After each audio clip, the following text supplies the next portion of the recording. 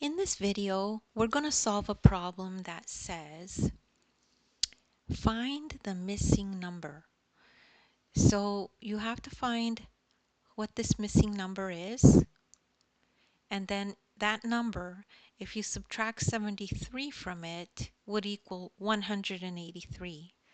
So the best way to do this problem is if you write down the equation in a different way. So we're trying to find a number, and we'll put it in as a question mark. We would subtract 73, and it's supposed to equal 183. So the easiest way to do this is if you add 73 to both sides. So you're asking yourself, why would you do that? But let me show you. Minus 73, add 73 to both sides.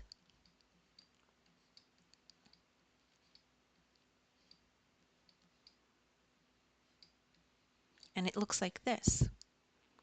So negative 73 plus 73. So that's the same as saying 73 minus 73. So 73 minus 73 is 0. So this kind of goes away. So we're just left with the question mark number that we're trying to solve for. So now we have 183 plus 73. Makes it easier to add it all together. So we add the ones together. So that gives you 6. We add the tens together. 8 plus 7 is 15. So we carry a 1 to the hundreds place. So then we're left with 256.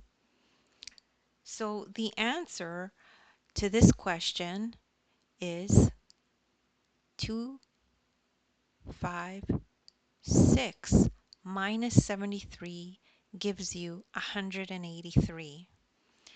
And you could check if that's true.